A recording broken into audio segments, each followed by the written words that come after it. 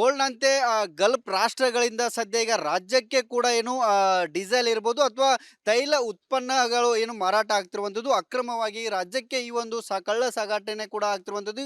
ಈ ಒಂದು ಪ್ರಕರಣವನ್ನ ಬೆಳಗಾವಿಯ ಮಾಳಮಾರುತಿ ಪೊಲೀಸರು ಈಗ ಭೇದಿಸಿರುವಂಥದ್ದು. ಸದ್ಯ ಮಾಳಮಾರುತಿ ಪೊಲೀಸ್ ಠಾಣಾ ವ್ಯಾಪ್ತಿಯಲ್ಲಿ ಸದ್ಯ ನಾನಿರುವಂಥದ್ದು. ಸದ್ಯ ಗಮನಿಸಬಹುದು ಏನು ಮಾಳಮಾರುತಿ ಪೊಲೀಸರು ವಶಕ್ಕೆ ಪಡೆದುಕೊಂತ ಡೀಸೆಲ್ ತುಂಬಿದ ಡೀಸೆಲ್ ಏನು ಲಾರಿಯನ್ನ ಕೂಡ ಈಗ ಮಾಳಮಾರುತಿ ಪೊಲೀಸರು ವಶಕ್ಕೆ ಪಡೆದುಕೊಂಡಿರುವಂಥದ್ದು. ಪ್ರಮುಖವಾಗಿ ಈ ಒಂದು ಏನು ಡೀಸೆಲ್ ವಾಹನ ಏನಿದೆ ಇದು ಮುಂಬೈ ಮೂಲಕ ಬೆಳಗಾವಿಗೆ, ಬೆಳಗಾವಿಯಿಂದ ಬೆಂಗಳೂರಿಗೆ ಸಾಗಾಟ ಆಗ್ತಾ ಇತ್ತು ಅನ್ನೋ ಒಂದು ಮಾಹಿತಿ ಸದ್ಯ ಕೂಡ ಇರುವಂಥದ್ದು. ಸುಮಾರು 17 ಲಕ್ಷ ಮೌಲ್ಯದ 17,000 ಲೀಟರ್ ಡೀಸೆಲ್ ಹಾಗೂ ಟ್ಯಾಂಕರ್ ಅನ್ನ ಕೂಡ ಈಗ ಜಪ್ತಿಯನ್ನ ಮಾಡಿರುವಂಥದ್ದು. ಗುಜರಾತ್ ಮೂಲದ ಏನು ಪಾಸಿಂಗ್ ಏನಿದೆ ಆ ಒಂದು ಪಾಸಿಂಗ್ ವಾಹನ ಕೂಡ ಸದ್ಯ ಇದು ಇರುವಂಥದ್ದು. ಗಮನಿಸಬಹುದು ನಾನು ಮತ್ತೊಂದು ಇಲ್ಲಿ ದೃಶ್ಯವನ್ನ ಕೂಡ ಸೀಲ್ ಮಾಡಿದ್ದಾರೆ. ಈ ಸೀಲ್ ಮಾಡಿರುವಂಥ ದೃಶ್ಯವನ್ನ ಕೂಡ ತೋರಿಸ್ತೇನೆ. ಬಹುತೇಕ ಬೇರೆ ಬೇರೆ ವಾಹನಗಳನ್ನ ನೋಡಬಹುದು. ಆದರೆ ಇಲ್ಲಿ ಒಂದು ಡೀಸೆಲ್ ಟ್ಯಾಂಕರ್ ಇರುತ್ತೆ. ಆದರೆ ನೇರವಾಗಿ ಒಳಗಡೆ ಇದಕ್ಕೆ ಇದೇ ಒಂದು ಟ್ಯಾಂಕರ್ನಿಂದ ಇಲ್ಲಿ ಇದಕ್ಕೆ ಇಂಜನ್ಗೆ ಡೀಸೆಲ್ ಸಪ್ಲೈ ಆಗುತ್ತೆ. ಈ ರೀತಿಯಾದಂಥ ಇದನ್ನು ಮಾಡಿಫೈಯನ್ನು ಕೂಡ ಮಾಡಿರುವಂಥದ್ದು ಗಮನಿಸ್ಬೋದು. ಒಳಗಡೆ ನೇರವಾಗಿ ಡೀಸೆಲ್ ಟ್ಯಾಂಕರ್ನಿಂದ ಇದಕ್ಕೆ ಡೀಸೆಲ್ ಹೋಗಬೇಕು, ಇಂಜನ್ಗೆ ಡೀಸೆಲ್ ಹೋಗಬೇಕು, ಆ ರೀತಿಯಾಗಿ ಇದನ್ನು ಮಾಡಿಫೈಯನ್ನು ಮಾಡಿರುವಂಥದ್ದು. ಆದರೆ ಬಹುತೇಕ ಎಲ್ಲ ನಾವು ನೋಡುವಂಥ ಲಾರಿಗಳಿಗೆ ಇಲ್ಲೇ ಒಂದು ಟ್ಯಾಂಕರ್ ಇರುತ್ತೆ. ಆ ಡೀಸೆಲ್ ಟ್ಯಾಂಕರ್ ಇರ್ಬೋದು ಅಥವಾ ಪೆಟ್ರೋಲ್ ಟ್ಯಾಂಕರ್ ಅನ್ನು ಕೂಡ ಇದೇ ಒಂದು ಸ್ಥಳದಲ್ಲಿ ಕೂಡ ಇರುವಂಥದ್ದು ಗಮನಿಸಬಹುದು. ಈಗಾಗಲೇ ಅದಕ್ಕೆ ನೋಟಿಸ್ ಅನ್ನ ಅಂಟಿಸುವಂತ ಕೆಲಸವನ್ನು ಕೂಡ ಈಗಾಗಲೇ ಮಾಡಿರುವಂಥದ್ದು. ಬಂಧಿತ ಆರೋಪಿಯನ್ನ ಕೂಡ ಈಗಾಗಲೇ ವಶಕ್ಕೆ ಪಡೆದುಕೊಂಡಿರುವಂಥದ್ದು. ಜೊತೆಗೆ ದಿನೇಶ್ ಕುಮಾರ್ ರಾಮೋಜಿ ಅನ್ನೋ ಅಂದ್ರೆ 32 ವರ್ಷದ ಆರೋಪಿಯನ್ನ ಕೂಡ ಈಗಾಗಲೇ ವಶಕ್ಕೆ ಪಡೆದುಕೊಂಡಿರುವಂಥದ್ದು. ರಾಜಸ್ಥಾನ್ ಮೂಲದ ಎಂಬೋ ಮಾಹಿತಿ ಕೂಡ ಸದ್ಯ ಇರುವಂಥದ್ದು ಗಮನಿಸ್ಬೋದು. ಈ ಒಂದು ವಾಹನದಿಂದ ಅಕ್ರಮವಾಗಿ ಎಷ್ಟು ವರ್ಷಗಳಿಂದ ಈ ಒಂದು ಅಕ್ರಮ ತೈಲ ಉತ್ಪನ್ನಗಳಿರ್ಬೋದು, ಡೀಸೆಲ್ ಇರ್ಬೋದು, ಪೆಟ್ರೋಲ್ ಸಾಗಾಟ ಆಗ್ತಾ ಇತ್ತು. ಆದರೆ ಇದು ಈವರೆಗೂ ಯಾಕೆ ಏನು ಮಾಹಿತಿ ಬರಲಿಲ್ಲ ಅನ್ನೋದು ಕೂಡ ಇಲ್ಲಿ ನೋಡ್ಬೋದು. ಜೊತೆಗೆ ತನಿಖೆ ವೇಳೆ ಗಲ್ಫ್ ರಾಷ್ಟ್ರಗಳಿಂದ ಕೂಡ ಅಕ್ರಮವಾಗಿ ತೈಲ ಉತ್ಪನ್ನಗಳು ಬರ್ತಾ ಇರುವಂಥ ಸಂಗತಿ ಕೂಡ ಈಗ ಹೊರಗಡೆ ಬಂದಿರುವಂಥದ್ದು. ಸ್ಮಗ್ಲಿಂಗ್ ಜಾಲದಲ್ಲಿ ಮಹಾರಾಷ್ಟ್ರ, ರಾಜಸ್ಥಾನ್ ಕದಿಮರು ಇದ್ದಾರೆ ಅನ್ನೋ ಒಂದು ಮಾಹಿತಿ ಕೂಡ ಇರುವಂಥದ್ದು. ತೈಲ ಉತ್ಪನ್ನಗಳ ಸ್ಮಗ್ಲರ್ಗಳ ಏನು ಈ ಒಂದು ಬೆನ್ನನ್ನು ಕೂಡ ಬೆಳಗಾವಿಯ ಪೊಲೀಸರು ಕೂಡ ಈಗ ಇರುವಂಥದ್ದು. ಪ್ರಮುಖವಾಗಿ ಇಷ್ಟು ವರ್ಷಗಳಾದರೂ ಕೂಡ ಯಾಕೆ ಇದು ಪ್ರಕರಣ ಬೆಳಕಿಗೆ ಬರಲಿಲ್ಲ ಅನ್ನೋ ಒಂದು ಪ್ರಶ್ನೆ ಕೂಡ ಇರುವಂಥದ್ದು. ಹಾಗಾಗಿ ಇದು ಎಲ್ಲಿಂದ ಬಂತು ಅನ್ನೋದ್ರ ಬಗ್ಗೆ ಕೂಡ ಸಂಪೂರ್ಣವಾಗಿ ತನಿಖೆಯನ್ನು ಕೂಡ ಮಾಡುವಂಥ ಕೆಲಸವನ್ನು ಕೂಡ ಈಗ ಮಾಡ್ತಿರುವಂಥದ್ದು. ಜೊತೆಗೆ ಈ ಒಂದು ಜಾಲವನ್ನು ಭೇದಿಸುವ ಸಲುವಾಗಿ 2 ಆಯಾಮಗಳಲ್ಲಿ ತನಿಖೆಯನ್ನು ಕೂಡ ಪೊಲೀಸರು ಮಾಡೋದಕ್ಕೆ ನಿರ್ಧಾರವನ್ನ ಮಾಡಿರುವಂಥದ್ದು. ಗಲ್ಫ್ ದೇಶಗಳಿಂದ ಶಿಪ್ ಮೂಲಕ ದೇಶದ ಈ ಒಂದು ನಾನಾ ಭಾಗಗಳ ತೈಲ ನಿಗಮಗಳಿಗೆ ನೇರವಾಗಿ ಪೆಟ್ರೋಲ್ ಪ್ರಾಡಕ್ಟ್ ಸಾಗಾಟ ಆಗ್ತಾ ಇತ್ತ ಅನ್ನೋದು ಕೂಡ ಇಲ್ಲಿ ಗಮನಿಸಬೇಕು. ಶಿಪ್ ಮಾಲೀಕರು ಈ ಜಾಲದ ಜೊತೆಗೆ ಶಾಮೀಲಾಗಿರುವ ಶಂಕೆ ಕೂಡ ಇರುವಂಥದ್ದು. ಆ ಒಂದು ಆಯಾಮದಲ್ಲಿ ಕೂಡ ಪೊಲೀಸರು ತನಿಖೆಯನ್ನು ಮಾಡೋದಕ್ಕೆ ಮುಂದಾಗಿರುವಂಥದ್ದು. ಜೊತೆಗೆ ಸಂಪೂರ್ಣವಾಗಿ ಸ್ಮಗ್ಲರ್ಗಳು ಈ ಒಂದು ಏನು ನೇರ ಸಂಪರ್ಕವನ್ನು ಅಂದರೆ ಈ ಗಲ್ಫ್ ದೇಶಗಳ ಜೊತೆಗೆ ಅಥವಾ ಅಲ್ಲಿರುವಂಥ ಮಾಲೀಕರ ಜೊತೆಗೆ ನೇರವಾಗಿ ಸಂಪರ್ಕವನ್ನು ಇಟ್ಕೊಂಡಿದ್ರ ಅನ್ನೋದ್ರ ಬಗ್ಗೆ ಕೂಡ ಇಲ್ಲಿ ತನಿಖೆ ಮಾಡೋದಕ್ಕೆ ಪೊಲೀಸರು ಕೂಡ ನಿರ್ಧರಿಸಿರುವಂಥದ್ದು. ಜೊತೆಗೆ ವಿಶೇಷ ತಂಡಗಳನ್ನು ಮುಂಬೈ ಹಾಗೂ ರಾಜಸ್ಥಾನಕ್ಕೆ ಕಳಿಸಿ ಅಲ್ಲಿಯೂ ಕೂಡ ತನಿಖೆ ಮಾಡೋದಕ್ಕೆ ಬೆಳಗಾವಿಯ ಪೊಲೀಸರು ಕೂಡ ಮುಂದಾಗಿರುವಂಥದ್ದು. ಜೊತೆಗೆ ಪೆಟ್ರೋಲ್ ಬಂಕ್ನ ಮಾಲೀಕರು ಜೊತೆಗೆ ಈ ಒಂದು ಸ್ಮಗ್ಲರ್ಗಳು ನಿಕಟ ಸಂಪರ್ಕವನ್ನು ಹೊಂದಿದ್ರ ಅನ್ನೋದ್ರ ಬಗ್ಗೆ ಸಾಕಷ್ಟು ಅನುಮಾನಗಳು ಕೂಡ ಇರುವಂಥದ್ದು. ಜೊತೆಗೆ ಕಾಳಸಂತೆಯಲ್ಲಿ ಅರ್ಧ ದರಕ್ಕೆ ಈ ಒಂದು ಏನು ಡೀಸೆಲ್ ಇರ್ಬೋದು, ಪೆಟ್ರೋಲನ್ನು ಮಾರಾಟವನ್ನು ಮಾಡ್ತಿದ್ರ ಅನ್ನೋದ್ರ ಬಗ್ಗೆ ಕೂಡ ಇಲ್ಲಿ ತನಿಖೆಯನ್ನು ಮಾಡೋದಕ್ಕೆ ಬೆಳಗಾವಿಯ ಪೊಲೀಸರು ಮುಂದಾಗಿರುವಂಥದ್ದು. ಜೊತೆಗೆ ಈಗಾಗಲೇ ಬೆಳಗಾವಿಯ ಹಲವು ಕಡೆಗಳಿಗೆ ಈ ರೀತಿಯಾದಂಥ ಪ್ರಕರಣಗಳು ಅಂದರೆ ಟ್ಯಾಂಕರ್ಗಳಲ್ಲಿ ಅಥವಾ ಕಡಿಮೆ ದರಕ್ಕೆ ಏನು ಈ ಒಂದು ಪೆಟ್ರೋಲ್ ಡೀಸೆಲನ್ನು ಕೊಡ್ತಾರೆ ಅನ್ನೋ ಒಂದು ಮಾಹಿತಿ ಕೂಡ ಇತ್ತು. ಅದನ್ನು ಕೂಡ ಇವರು ಪೊಲೀಸರು ತನಿಖೆ ಮಾಡುವಂಥ ಸಾಧ್ಯತೆ ಇರುವಂಥದ್ದು. ಹಾಗಾಗಿ ಇದು ಎಲ್ಲಿಂದ ಬಂತು, ಹೇಗೆ ಬಂತು ಅನ್ನೋದ್ರ ಬಗ್ಗೆ ವಿಶೇಷ ತಂಡವನ್ನು ರಚಿಸಿ ಸಂಪೂರ್ಣವಾಗಿ ಈ ಒಂದು ಜಾಲದ ಹಿಂದೆ ಯಾರಿದ್ದಾರೆ ಮತ್ತು ಇದರ ಪ್ರಮುಖವಾದಂಥ ಆರೋಪಿಗಳು ಯಾರು, ಜೊತೆಗೆ ಎಲ್ಲಿಂದ ಅಂದರೆ ಎಷ್ಟು ವರ್ಷಗಳಿಂದ ಈ ಪ್ರಕರಣ ಅಥವಾ ಈ ರೀತಿಯಾದ ಸ್ಮಗ್ಲಿಂಗ್ ನಡೀತಾ ಇತ್ತು ಅನ್ನೋದ್ರ ಬಗ್ಗೆ ಕೂಡ ಬೆಳಗಾವಿಯ ಪೊಲೀಸರು ತನಿಖೆ ಮಾಡೋದಕ್ಕೆ ಮುಂದಾಗಿರುವಂಥದ್ದು. ಕ್ಯಾಮ್ರಾ ಪರ್ಸನ್ ಮಹಾಂತೇಶ್ ಜೊತೆ ಮೈಲೇರ್ಪುರ, ರಿಪಬ್ಲಿಕ್ ಕನ್ನಡ, ಬೆಳಗಾವಿ.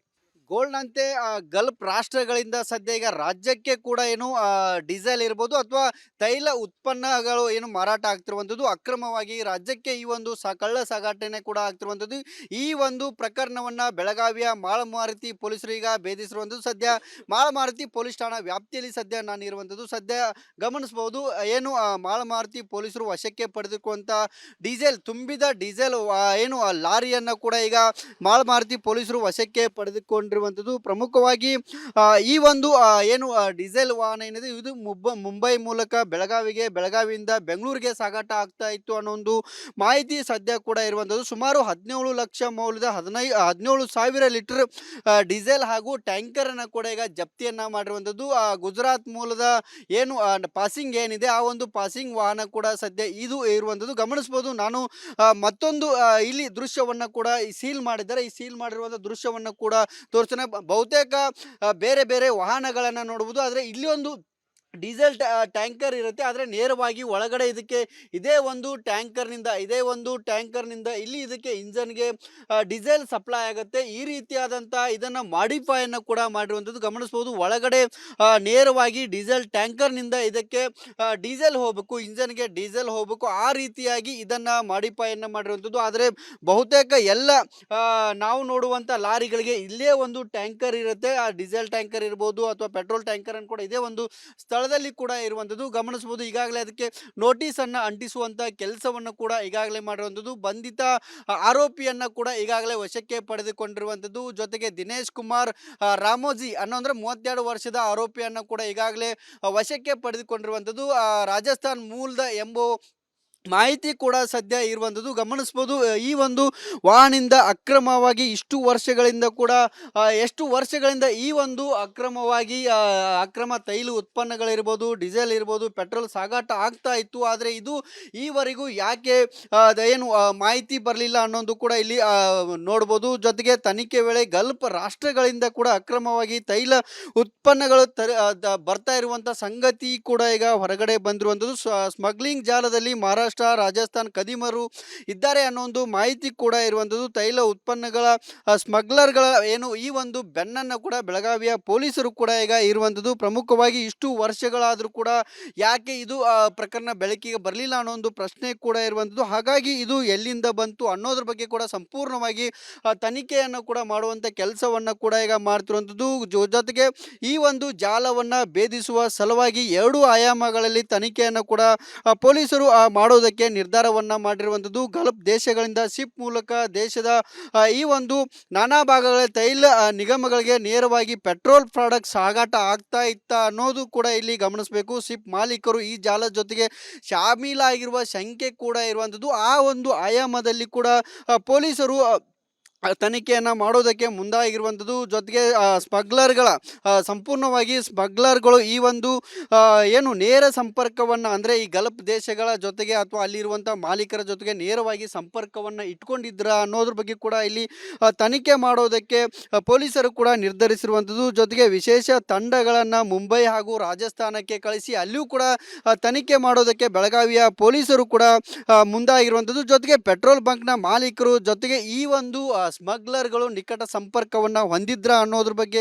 ಸಾಕಷ್ಟು ಅನುಮಾನಗಳು ಕೂಡ ಇರುವಂಥದ್ದು. ಜೊತೆಗೆ ಕಾಳಸಂತೆಯಲ್ಲಿ ಅರ್ಧ ದರಕ್ಕೆ ಈ ಒಂದು ಏನು ಡೀಸೆಲ್ ಇರ್ಬೋದು, ಪೆಟ್ರೋಲನ್ನು ಮಾರಾಟವನ್ನು ಮಾಡ್ತಿದ್ರ ಅನ್ನೋದ್ರ ಬಗ್ಗೆ ಕೂಡ ಇಲ್ಲಿ ತನಿಖೆಯನ್ನು ಮಾಡೋದಕ್ಕೆ ಬೆಳಗಾವಿಯ ಪೊಲೀಸರು ಮುಂದಾಗಿರುವಂಥದ್ದು. ಜೊತೆಗೆ ಈಗಾಗಲೇ ಬೆಳಗಾವಿಯ ಹಲವು ಕಡೆಗಳಿಗೆ ಈ ರೀತಿಯಾದಂಥ ಪ್ರಕರಣಗಳು ಅಂದರೆ ಟ್ಯಾಂಕರ್ಗಳಲ್ಲಿ ಅಥವಾ ಕಡಿಮೆ ದರಕ್ಕೆ ಏನು ಈ ಒಂದು ಪೆಟ್ರೋಲ್ ಡೀಸೆಲನ್ನು ಕೊಡ್ತಾರೆ ಅನ್ನೋ ಒಂದು ಮಾಹಿತಿ ಕೂಡ ಇತ್ತು. ಅದನ್ನು ಕೂಡ ಇವರು ಪೊಲೀಸರು ತನಿಖೆ ಮಾಡುವಂಥ ಸಾಧ್ಯತೆ ಇರುವಂಥದ್ದು. ಹಾಗಾಗಿ ಇದು ಎಲ್ಲಿಂದ ಬಂತು, ಹೇಗೆ ಬಂತು ಅನ್ನೋದ್ರ ಬಗ್ಗೆ ವಿಶೇಷ ತಂಡವನ್ನು ರಚಿಸಿ ಸಂಪೂರ್ಣವಾಗಿ ಈ ಒಂದು ಜಾಲದ ಹಿಂದೆ ಯಾರಿದ್ದಾರೆ ಮತ್ತು ಇದರ ಪ್ರಮುಖವಾದಂಥ ಆರೋಪಿಗಳು ಯಾರು, ಜೊತೆಗೆ ಎಲ್ಲಿಂದ ಅಂದರೆ ಎಷ್ಟು ವರ್ಷಗಳಿಂದ ಈ ಪ್ರಕರಣ ಅಥವಾ ಈ ರೀತಿಯಾದ ಸ್ಮಗ್ಲಿಂಗ್ ನಡೀತಾ ಇತ್ತು ಅನ್ನೋದ್ರ ಬಗ್ಗೆ ಕೂಡ ಬೆಳಗಾವಿಯ ಪೊಲೀಸರು ತನಿಖೆ ಮಾಡೋದಕ್ಕೆ ಮುಂದಾಗಿರುವಂಥದ್ದು. ಕ್ಯಾಮ್ರಾ ಪರ್ಸನ್ ಮಹಾಂತೇಶ್ ಜೊತೆ ಮೈಲೇರ್ ಪ್ರಾ, ರಿಪಬ್ಲಿಕ್ ಕನ್ನಡ, ಬೆಳಗಾವಿ.